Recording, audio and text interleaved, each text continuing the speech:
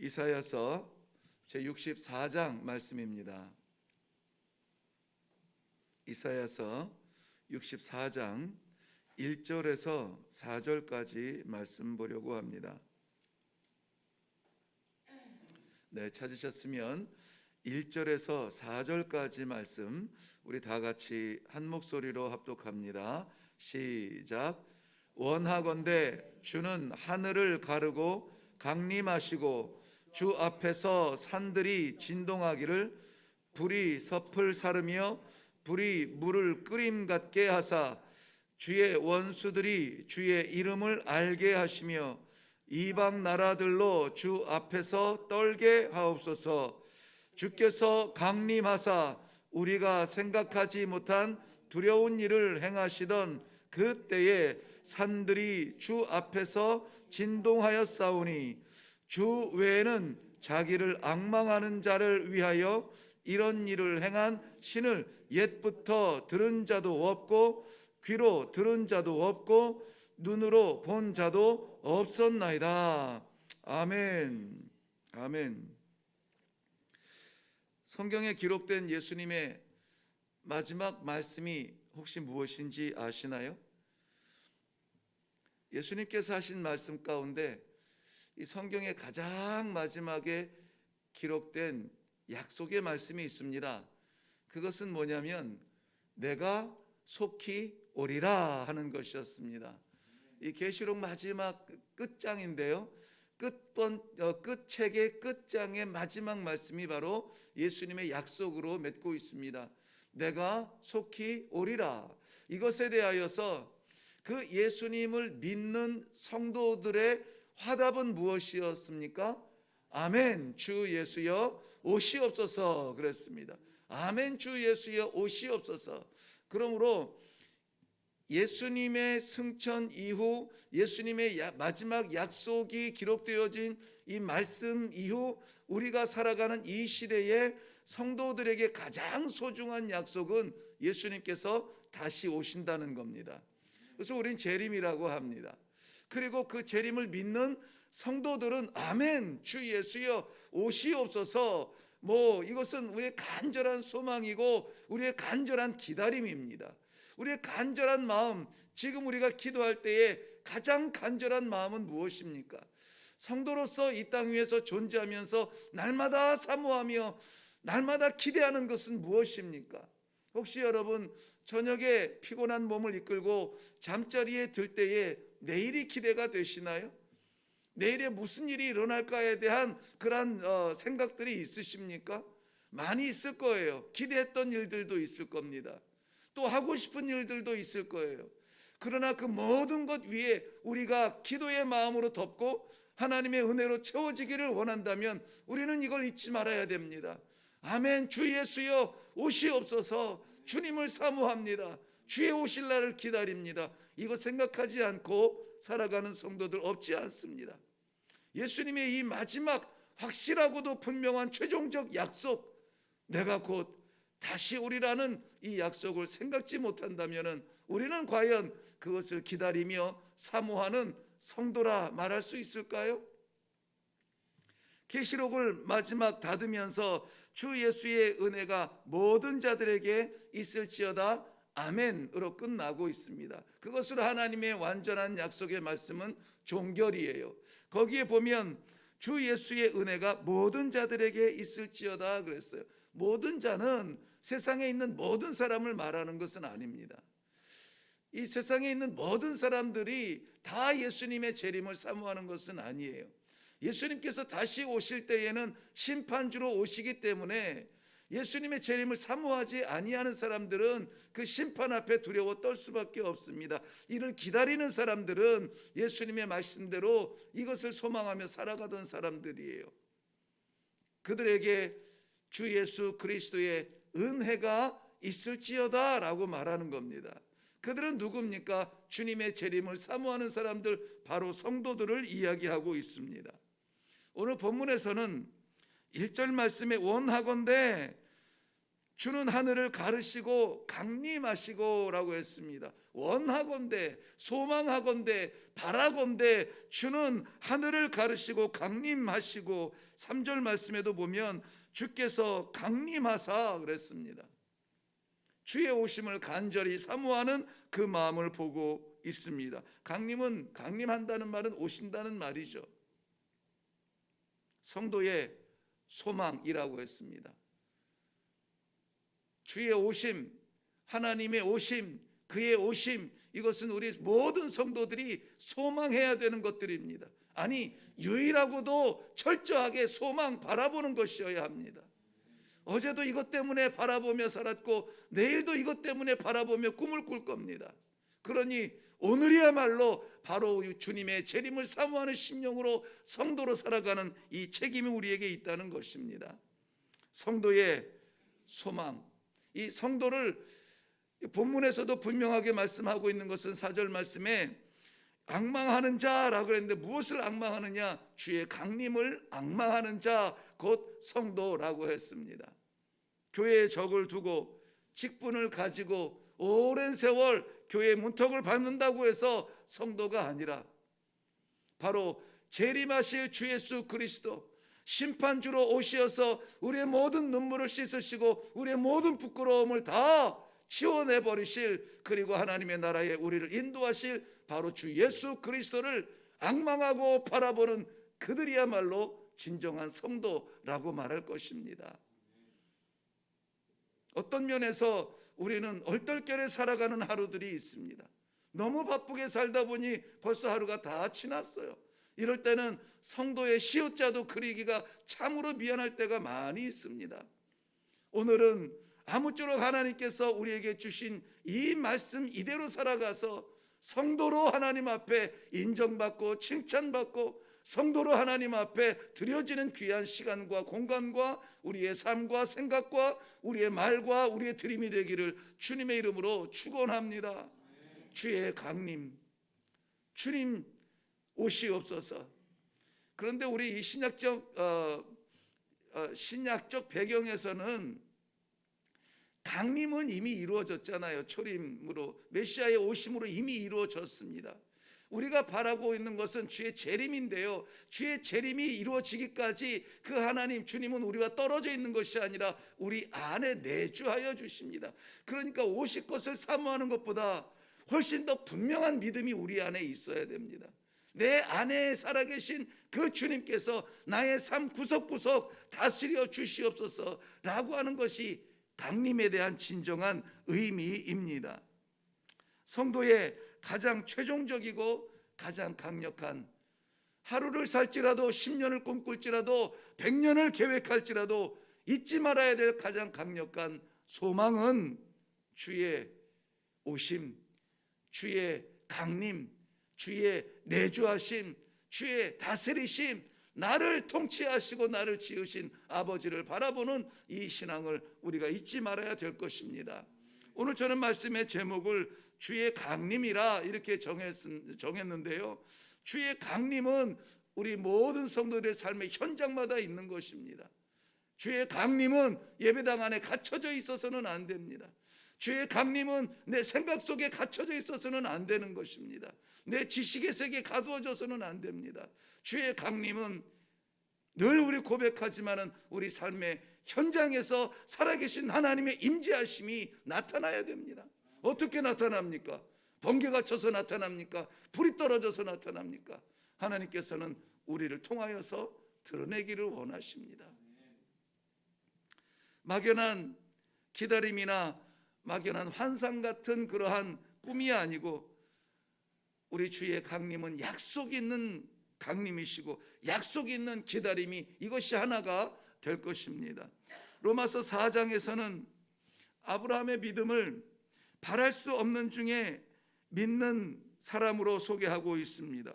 19절 말씀에는 이렇게 기록되어져 있어요. 그가 100세가 되어 자기 몸이 죽은 것 같고 사라의 태가 죽은 것을 알고도 믿음이 약하여 지지 아니하였고 그랬습니다. 이것이 믿음이에요.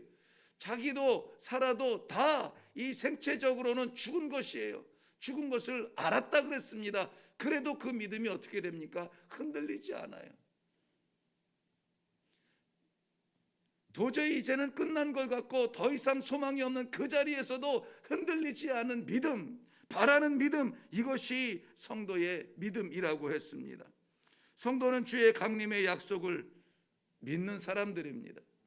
들은 사람들이 아니고 아는 사람들이 아니고 반드시 재림하시리라, 반드시 다시 오시리라, 이것을 확실하게 믿는 사람들을 성도라고 하는 겁니다. 이것은 우리의 미련한 지식 세계로 이해할 수가 없어요. 이것은 우리의 급한 삶에 이러한 지금 닥쳐서 헤쳐나가야 되는 이러한 삶에서 우리가 이것을 붙들 수가 없습니다. 그래서 오늘도 기도하며 오늘도 간절하게 구하는 것입니다. 성령께서 나를 주장하여 주시고 성령께서 나를 붙잡아 주시어서 이 믿음에서 떠나지 않게 하옵소서. 오늘도 살아가면서 이 소망을 놓치지 않게 하여 주시옵소서. 이 소망이 나의 전부입니다. 아멘. 주 예수여 오시옵소서. 주의 강림은 우리들의 기도이며 우리들의 소망입니다. 이것이 왜 우리에게 그렇게 중요할까요? 우리의 모든 수고와 고생과 정말 이 땅 위에서 사람들 앞에 손가락질 받으면서 미련한 사람들, 현실적으로 재밌게 먹고 살면 땡이지 뭐 천국이 있다고 저렇게 비현실적인 삶을 살고 있어. 이 아까운 시간에 나아가서 기도한다고, 이 아까운 것들을 남을 위해서 사용한다고, 이러한 조롱을 받으면서도 우리가 이 땅에서 살아가는 그러한 가운데에서 오직 구원의 이름 되는 것이 다른 것이 아니라 주 예수 그리스도, 그 이름 하나밖에 없기 때문에 우리는 그것을 사모하는 겁니다.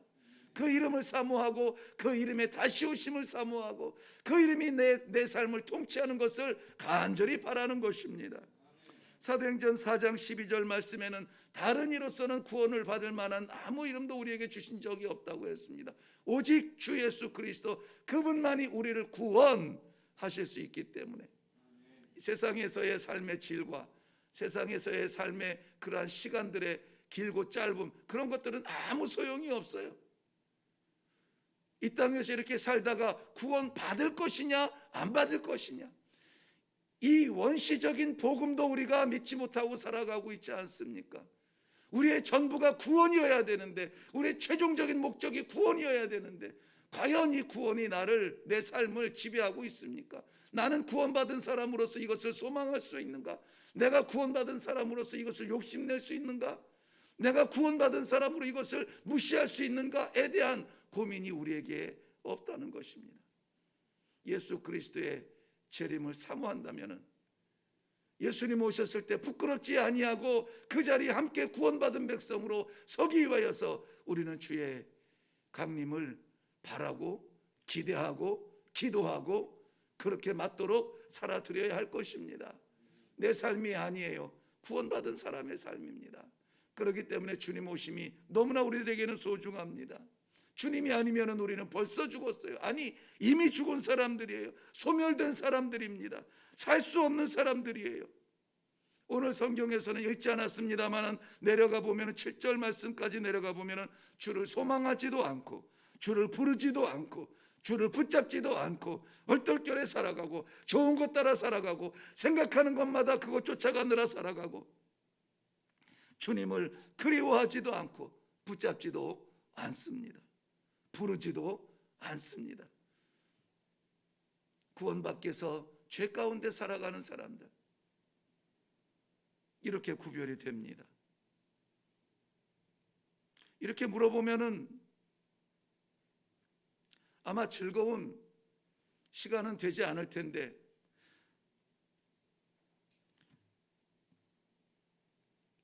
오래전 이야기를 묻고 싶지는 않습니다. 바로 어제 일을 묻고 싶은 거죠. 어제 우리는 주님을 사모하며 주님을 구하며 주의 뜻을 찾으며 주의 기쁨을 위하여서 삶의 조각이라도 드리며 그것을 위하여서 살아왔는가에 대한 우리의 기억이 부끄럽지 않기를 바랍니다. 안타까운 것은 말씀은 생명이 있습니다. 말씀은 역사합니다.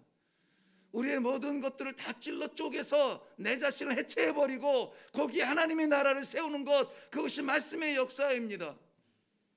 매일 말씀을 받고 매일 말씀을 묵상하며 하나님께서 멈추지 아니하고 우리에게 말씀에 접촉을 주시고 기회를 주십니다. 그럼에도 불구하고 우리들의 시간과 우리들의 재물과 우리들의 건강과 이 모든 것들이 변하지 아니하고 예수 알기 이전에 변함없는 그러한 쓰임새가 있다면 우리는 긴장해야만 됩니다. 과연 내가 성도로서 주의 재림을 사모할 수 있는 그러한 준비가 되어 있는가? 덜컥 주님 오시면 어떡할까에 대한 이러한 긴장감들이 있어야 되는 것입니다. 오늘 본문 같은 경우에는 참 나누기 어려운 부분이에요. 그러나 하나님께서 우리들에게 허락하신 말씀입니다.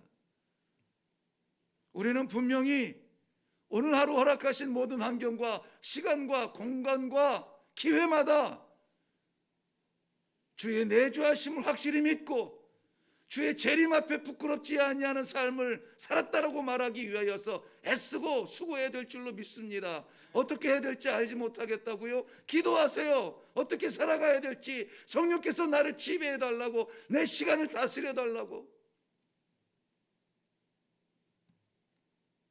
여전히 부족하지만 그러나 우리 하나님께서는 우리를 버리지 아니하시고 잊지 아니하시고 우리의 오늘 말씀 그대로 강림하여 주시어서 내주하여 주시어서 아버지로서 창조주로서 오늘 말씀 뒷부분에 나아가면 8절 이후에 보면은 그는 우리 아버지라 그랬습니다. 그리고 그는 토기장이라 그랬습니다. 아버지와 토기장이를 하나로 보았습니다. 마음대로 만들고 마음대로 주물럭거릴 수 있고 마음대로 자를 수 있고 마음대로 줄 수 있고 죽일 수 있고 살릴 수 있고 눕힐 수 있고 일으킬 수 있고 병들게 할 수 있고 치유케 하실 수 있고 망하게 할 수 있고 성공하게 할 수 있고, 우리 의지로 하는 것이 아니라 우리 아버지 토기장이 우리 주님, 그분이 다스리실 우리의 삶이 기대되지 않습니까?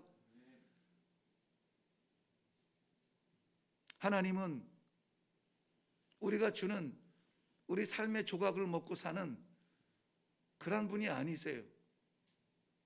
우리의 생명까지 주관해 주시는 아버지세요. 우리 모든 것을 다스리시는 왕이세요.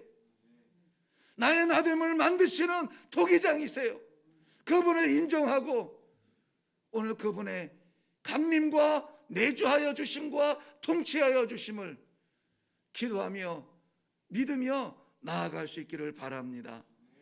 예레미야 18장 4절 말씀, 그가 그것으로 자기 의견에 좋은 대로 다른 그릇을 만들더라.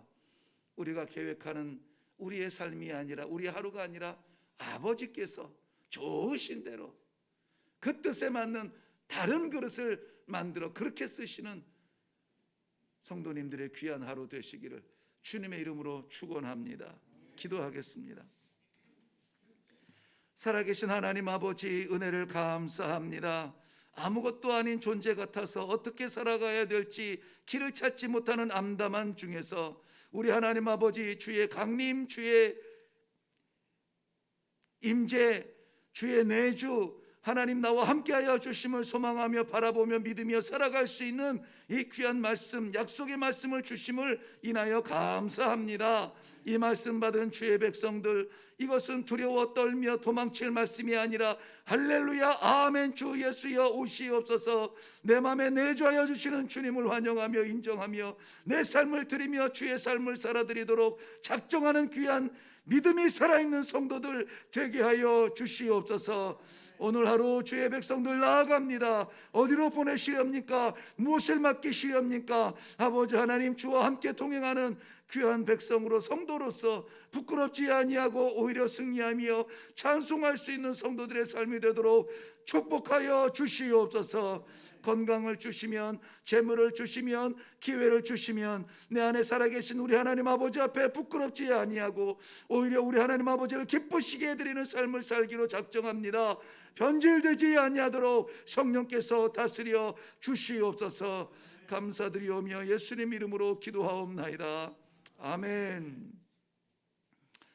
주의 강림, 하늘을 가르고 산들이 진동하도록 내게 강림하여 주시어서 오늘 이 하루를 살아갈 때 성령께서 내주하여 주시는 하나님의 사람으로 살게 하여 주시옵소서. 주의 강림은 모든 것을 바꾸어 놓습니다.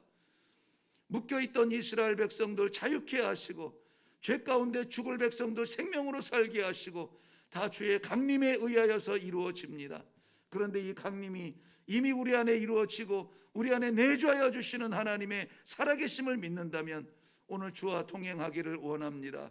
우리의 구원 되시는 유일한 그 이름 예수 그리스도, 그 이름 붙들고 나아가는 귀한 성도들의 삶이 되게 하여 주시옵소서. 아버지, 내 삶을 주님께서 주관하여 주시고 내가 내 것이라고 말하지 아니하며 나의 나 된 것은 하나님의 은혜라, 아버지의 은혜라. 아버지께서 이렇게 만들어 주셨으니 아버지 기쁨이 되기를 원합니다.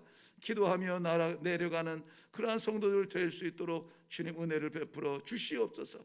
오늘 이 아침에도 주님 한 번 외치고 우리 안에 내주하여 주시는 주 예수 그리스도의 살아계심을 인하여 성도로 살아가게 하여 주시옵소서. 뜨겁고 강력하게 성령이 내주하여 주심을 기도하고 내려가겠습니다. 우리 주님 한 번 외치며 기도하겠습니다.